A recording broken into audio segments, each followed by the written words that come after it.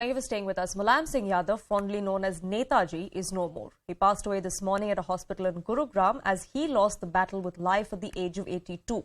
Take a look at his journey from a government school teacher to a three-time Chief Minister of Uttar Pradesh.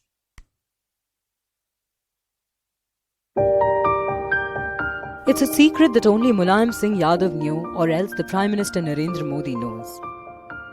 What the world, however, knows and saw on that day of March 19, 2017 was an aged Mulayam whispering something in the ears of Prime Minister Modi. A whisper that led the Prime Minister bursting in laughter.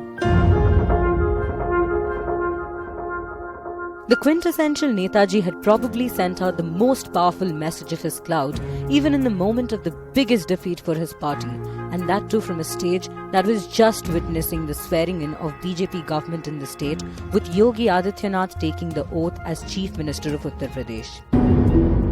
Throughout his social-political journey spanning nearly 5 decades, the Dharti Putra had an uncanny ability to forge alliances and friendships. Born in a poor agrarian family in sci-fi village of UP's Etawah district, Mulayam initially wanted to be a professional wrestler. However, his love for studies saw him moving ahead in academics and doing a master's in political science from the B.R. Ambedkar University, Agra. Following that, he took up the job as a teacher at a government college. It was well after a few years as teacher at Jain Inter College in Karhal area of Mainpuri that a young Mulayam took the political plunge. In 1967, he contested from Jaswant Nagar Assembly constituency on a Samyukta Socialist Party ticket and won. Mulayam was just 28 years old.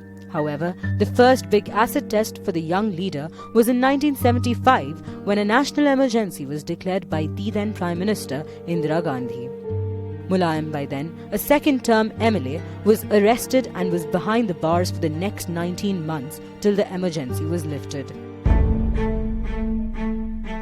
In jail, he bonded with the likes of Chaudhry Charan Singh, who brought him to the Bharatiya Lok Dal as the party state president.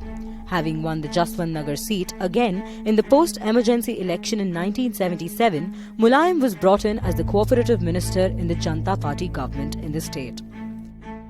As the Janata Party experiment of uniting the opposition against the Congress collapsed in 1980, Mulayam too lost the assembly election. As the BJP came to existence, Mulayam as the state president of the Bharatiya Lok Dal was continuously on the move from village to village and district to district, building the organization.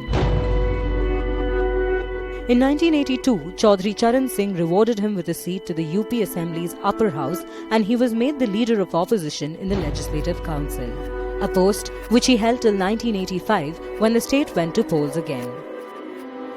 When BP Singh walked out of the Congress and formed the Janata Dal, it was time for socialists, including Mulayam Singh, to join the ranks. With Congress losing steam, the new political struggle was now increasingly between BJP's Hindutva politics, that is Kamandal, and rising consciousness of backward classes, or the Mandal politics that had cemented behind the socialist forces. Mulayam Singh was soon destined to emerge the biggest gainer out of this new struggle. The assembly elections of 1989 saw Janata Dal storming to power.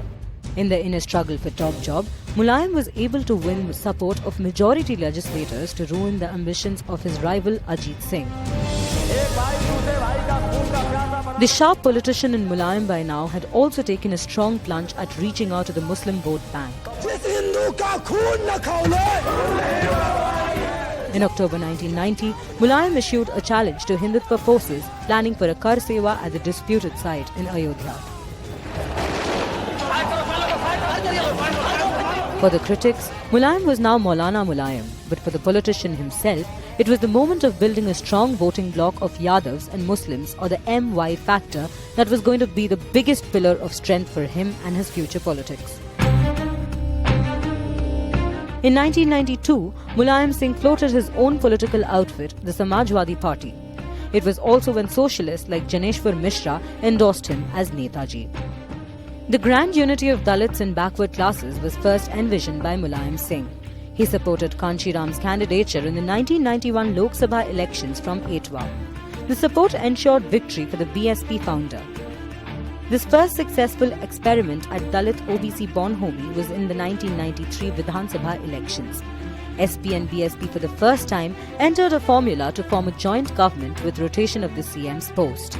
However, the love was lost with the infamous state guest house attack on Mayawati in 1995. It was nearly a decade before Mulayam could return to power as Chief Minister. In between, the only high moment for him was the post of Defence Minister he held from 1996 to 1998 in coalition government at the centre. The 2002 Assembly election saw Samajwadi Party emerging as the biggest player with 143 seats. But it was only in 2003 that Mulayam Singh was able to muster enough allies to reclaim the post of Chief Minister, the office which he then held till 2007. The final period of his reign saw him face some serious allegations of corruption and Gunda Raj. The 2007 elections sent Mulayam packing, paving way for a full majority government of his arch-rival BSP chief Mayawati. By 2012, as the state was headed to polls again, 73 years old Mulayam made up his mind about passing the baton to his son Akhilesh. As Samajwadi Party stormed to victory with a clear majority, there was no doubt left over about who will be the next chief minister. Netaji had ensured a shift in power and cemented his son's position as the new numero uno in the party. The years that followed saw a bitter war of succession between Akhilesh and the old guard led by his uncle Shiv Pal. Questions were raised about whether the drama played out with Mulayam's silent consent. He had once said that a successful politician should hear more and say the least, a trait that Mulayam Singh had championed to perfection in his life.